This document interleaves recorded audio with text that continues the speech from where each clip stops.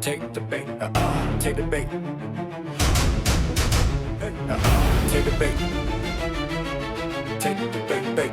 Take the bait. It's game day. It's not no regular Wednesday. Welcome to Take the Bait, a sports talk show where two sports guys, Ben Shoulders, Marcus Wilson, talk about topics past and present. And along with you, the viewers, you guys let us know what you want to hear us talk about. We got to give you a special shout out. Our last episode is over 70,000 views. The previous one is over 50,000 views. So we couldn't do this without you. Thank you so much. Continue to like, follow, share, and all that we're doing. We'd also like to give a shout out to Three Bird Lifestyle.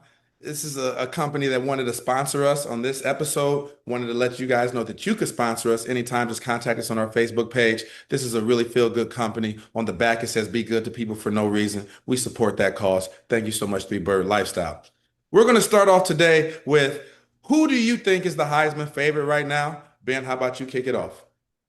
All right, Marcus. I think it's going to be a 2 or 3 man race. It's going to be tight. In trouble!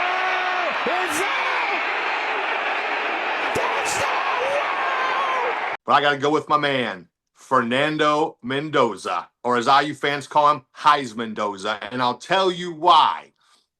He's passed for 2,124 yards this season already through 9 games. That's an average of 236 yards per game. He's thrown for 25 touchdowns. By the way, the IU record's 29, so he's going to break that soon. And he's rushed for 4. So his total touchdowns are 29 touchdowns already. I believe he leads the nation. I know he leads the Big Ten, and only thrown 4 interceptions. And Indiana's 9-0. They were 9-0 last season, but they're 9-0 and ranked number 2 in both the AP poll, coaches poll, and the CFP rankings. Mendoza has shown that he can do it all. He's 6'5", 230 pounds, can move. He's good out of the pocket. He can run. He's got a cannon. And I think he only gets better these last 3 or 4 weeks, and he takes home the Heisman. And as a side note, Marcus, no Indiana players ever won the Heisman, and only one has gotten a runner-up, 1989, Anthony Thompson, who lost to Andre Ware at Houston. So he'd be the first IU player ever to win the Heisman. He is in uncharted territory here for any Hoosier, and although I like him, I just can't agree with you on that. There are about 3 guys that I think that are going to be really competing for the Heisman. We got Simpson over at Alabama, but I'm going with my man Julian Sand at Ohio State. I think he plays on the best team in the country. Ohio State, to me, is clearly the number 1 team, although IU is good and they're close. I do think that Ohio State is the better team. He's first in completion percentage. He's second in passing efficiency. He's 7th in touchdowns and 18th in passing yards. And that's a little bit deceptive because they beat people so bad. He hasn't even always kept the foot on the pedal at the end of the game. So those numbers could be higher. And, I just think that he doesn't have a signature Heisman moment yet. I think that, obviously they did beat number 1 Texas when Texas was number 1, but that win just doesn't seem as good anymore. Illinois was ranked when they played. That kind of tank. I do think he needs a signature moment, but for right now, being a great player, having the stats that he has on the number 1 team in the country, I'm going with him as my favorite for the Heisman. On to number 2. College basketball started. We both love college basketball. Let's do a preview of college basketball week 1. I'll kick us off on this. I'm going to keep it kind of high level on here. I think number 1, the first big game of the year, it all caught us off guard for Arizona to beat Florida. Is Florida not as good as last year? Is Arizona better? I don't know. Corey Pete showed us that he is going to be a force to be reckoned with in that first game. Watching Auburn struggle against Bethune makes me wonder. Obviously, it's going to take some time for Stephen Pro to get his feet up under him. It's hard to follow a legend like that. And I just think that that's something to keep an eye on. Is he going to be able to keep up the level that Bruce Pro started at Auburn? Michigan beat Oakland 121-78. They're number 7. Number 1, Purdue beat that same Oakland team only 87-77. Again, was it just a matchup difference, or is Michigan a little bit better than what we might be thinking? Keep an eye on that. UK looks great. They're number 9 in the country. They have a 26 and 48-point win. Number 25, North Carolina beat Central Arkansas, and their 13-point win over 19th ranked Kansas was really big. I'm going to take a side note here on Kansas. Kansas over the last 2 years has been 23-11 and 21-13. That's 44-24. That's unheard of for the Jayhawks. It would usually take about 8 seasons for them to lose 24 games. You know what I think it is? No slight to Kansas fans, but now the NIL has come around and everybody can get paid. They just don't have the advantages that they used to.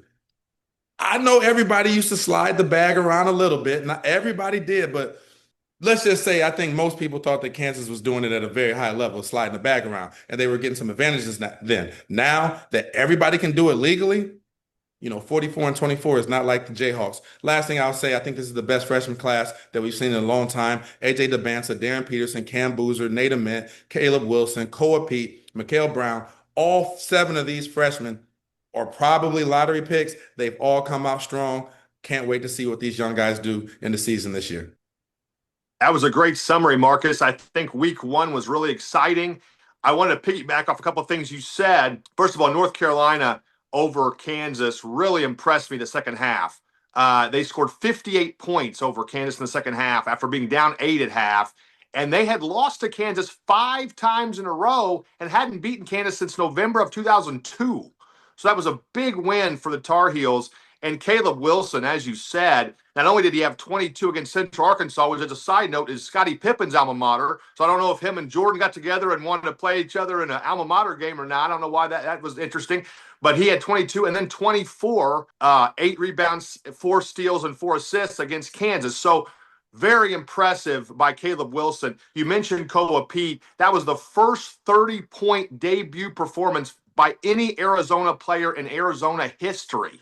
You think about all the great Arizona players, starting with Steve Kerr and Sean Elliott, all the way up to Iguodala, Terry, Aaron Gordon, and so many others in between, Stoudemire, and no one's ever scored 30 to start their debut. But I agree with you, Marcus. This freshman class is unbelievable. I mean, and Cam Boozer with a double-double against a gritty Texas team to start the season. Chris Sinek Jr. for Houston and on and on. But a couple upperclassmen I wanted to mention that really impressed me this year as well already. The transfer from Indiana to Miami, Malik Reneau, already back-to-back 20-point games for Miami, really showed me he can still play and continue to play. But also, I got to give a shout-out to Braden Smith at Purdue, and I'll tell you why. 11 assists, his first game against your alma mater, my hometown, Evansville, but then turns around and has 20 points to 9 assists against Oakland. He now is averaging 10 assists a game, and if he averages 8.5 a game, barring injury, depending on how many games Purdue plays, he will break a record, Marcus, I thought would never be broken, and that is Bobby Hurley's all-time career assist record of 1,076. I didn't think that ever would be broken in 1993, and he could do it if he averages between 8 and 8.5 assists a game. So keep an eye on that. There's some great, great players, and I'm so excited for this college basketball season. And this freshman class, wow. I mean, unbelievable. So it's going to be fun. And you mentioned Kentucky. They've got some big games coming up. I'm anxious to see how Kentucky does against some big, big opponents here in the next 2 to 3 weeks. Yeah, man. Freshman class, Braden Smith. A lot of high level things going on right here. Braden Smith is probably the leading one because we're watching history. Okay. On to our third topic, going to Major League Baseball.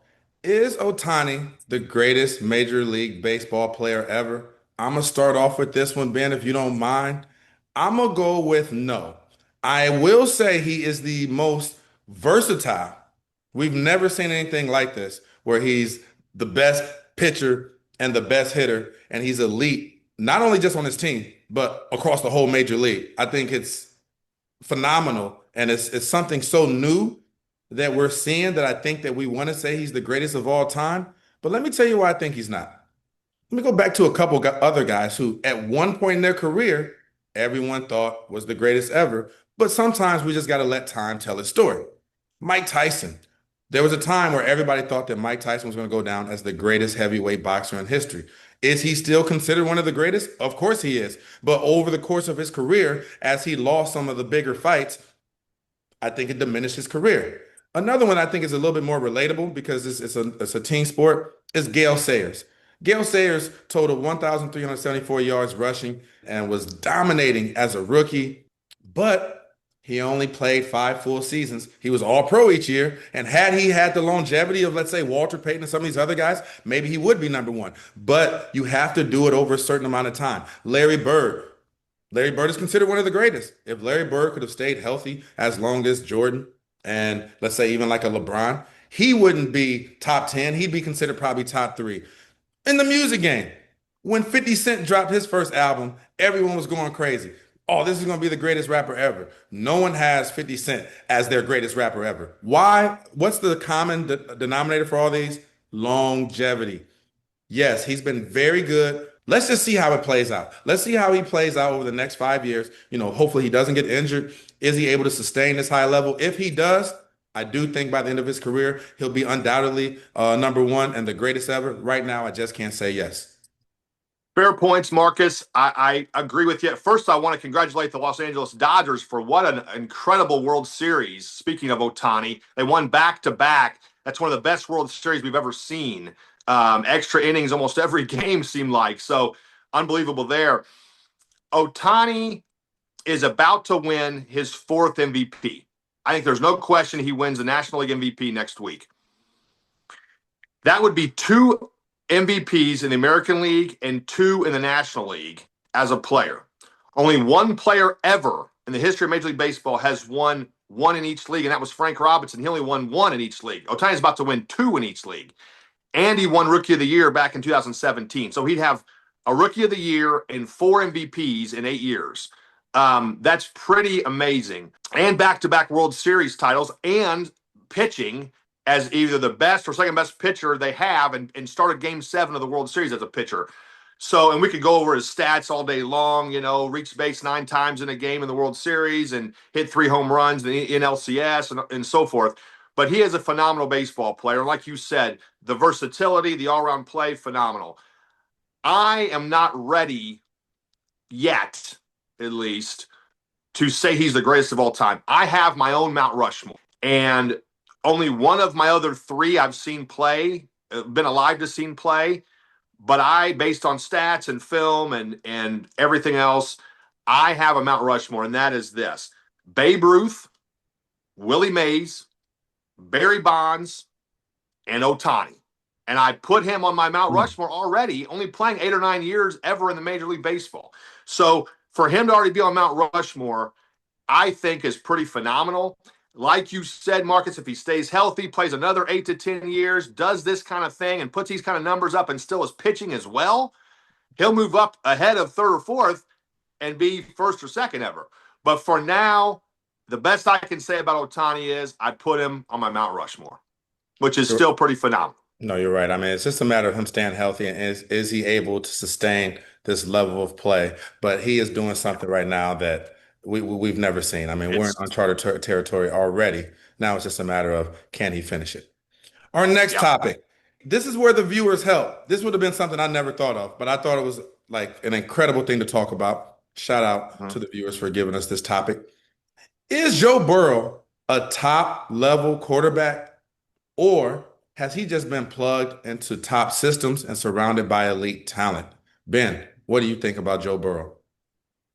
Interesting topic, and thank you again to the viewers as well, Marcus, for bringing this one up. That's what we look for. That's what we want to hear from you. I think Burrow is a top quarterback, and I'll tell you why. He led the Bengals to the Super Bowl in 2022 when he's been healthy. So not every year, but the years he's been healthy, he's been top 5 in passing yardage every year. And last year, just this past season, you know who led the NFL in passing yardage? It was Joe Burrow with 4,918. He was first in the NFL last season, just this past full season we had, with 4,918. I know he has stud receivers. I get all that. But he is, in my opinion, a top quarterback when he is healthy. And I think he's proven that the last 5 years. Just my opinion. I'm a big Burrow fan. I think he's one of the tops. I love Joe Burrow. I like him as a person. This is nothing personal, Joe. But I think if you start to look at who he's been surrounded by and what other people have done when he was out, let me just start back in his LSU days. That team that was 15-0, they were phenomenal. I mean, one of the greatest teams of all time. Joe Burrow was surrounded by Jamar Chase and Justin Jefferson. You know what? In 2024, Joe Burrow, as you mentioned, led the league in passing yards. You know who was first in reception yards? Jamar Chase. You know who was second? Justin Jefferson, the two guys who was on his team at LSU. Back at LSU, he also had Clyde Edwards-Helaire, who was starting at one point for the Chiefs, high-level NFL running back. And the Tigers' offensive line won the Joe Moore Award, which, for those of you who don't know, is awarded to the best offensive line in college football. So he had the best offensive line, he had the best two receivers, and he had an NFL level running back in the backfield. Hard not to be successful, Joe. So let's come on here to the Bengals and see what happens. You still got Jamar Chase, you still got T. Higgins, two elite wide receivers, but he led the league in passing yards last year. Joe Flacco steps in. No offense to Joe Flacco, but Joe Flacco he's solid. No one's going to say he's a superstar. He's solid. He steps into this system. First game against the Steelers, 342 yards, 3 touchdowns, no interceptions. Incredible numbers. Second game against the Jets, 223 yards, 2 touchdowns, no interceptions. Third game against the Bears, 470 yards, 4 TDs, 2 interceptions. This guy, this is Joe Flacco. They just took this dude from another team, plug and play. He's averaging over 300 yards a game and 3 touchdowns and 3. I think when you look and see what he was surrounded by at LSU, and now if you would have plugged Joe Flacco in and he's going for, 175 yards and the offense is struggling, I could get it. They scored 40-something points against the Bears. He's been awesome. So I'm starting to think, I've come to the conclusion that Joe Burrow is a plug-and-play quarterback, and we won't know until something happens like what happened with Tom Brady, when we knew Tom Brady was great, and he proved it when he left the Patriots. The Patriots tanked, the Bucs won the Super Bowl, and his greatness carried with him. If Joe Burrow ever leaves the Bengals, something to watch. Will he have success in his next destination? Yeah. Our last topic is the college football playoffs. The CFP rankings came out at the time of this recording. We've only had 1 week. We want to talk about, what do you think about it, and is it accurate? Ben, go ahead and lead us off. For the most part, Marcus, I think this was pretty spot on. And here's a breakdown, folks, of the top 25. There were 9 SEC teams, 7 Big Ten teams, 5 ACC, 3 Big 12, and then the 1 independent with Notre Dame. That was the top 25. So from a conference breakdown standpoint, it's pretty accurate. I thought the top 3 or 4 were spot on. I know some folks wanted to see Texas A&M over Indiana or Ohio State. I don't. I think that's spot on right.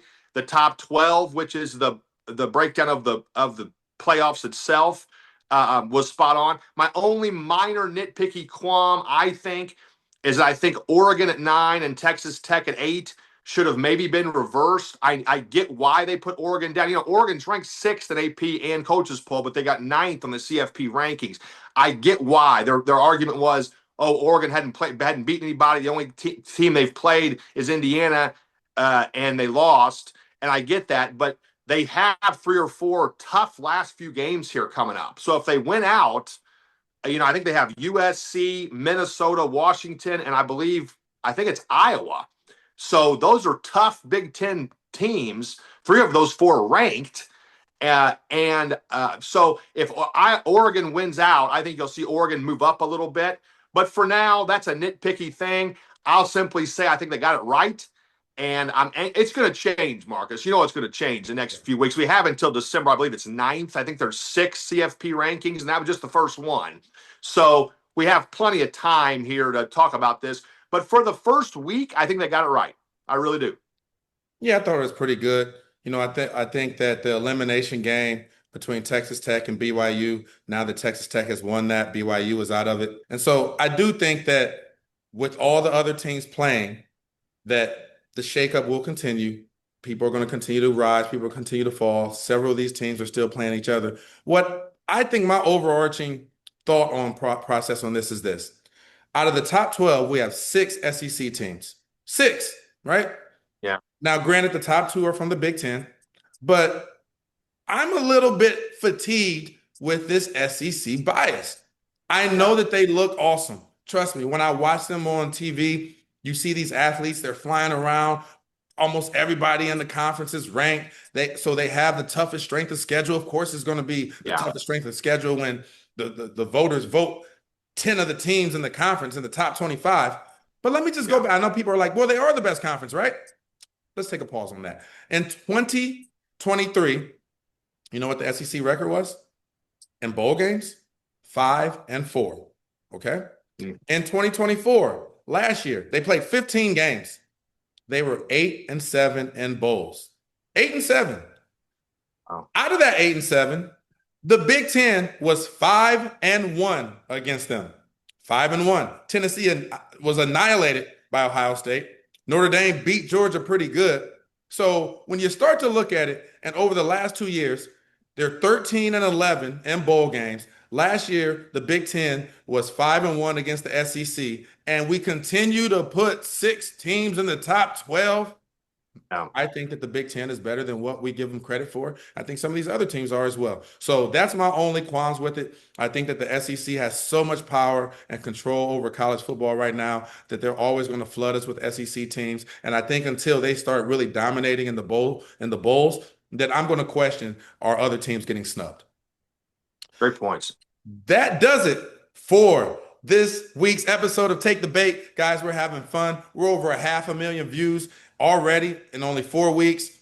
We didn't even think this was possible. We were just 2 guys just wanting to come on here and talk our stuff. But thank you so much for the support. Please continue to feed us with your ideas. Like, comment, share. Follow us on YouTube so you get the notifications when we release our shorts and our actual episode, as well as Facebook, TikTok, Twitter, and IG. Thank you so much. Thank you, bro. No, seriously, you. No, seriously, thank you, bro. You the real MVP. Ben, you got anything you got to say to take us out of here? Thanks for tuning in to Take the Bait. We want to hear from you. We're out. Take the bait. Take the bait. Take the bait. Take the bait. Take the bait. Get off your phone and get in the zone. Put down the sticks, leave the studio alone. I got my squad with me and we ready. If you got your squad with you, get ready. Take the bait. Take the bait. Take the bait. Take the bait. Take the bait. Take me get that. Take me get that. Take the bait. Take me get that. Take me get that.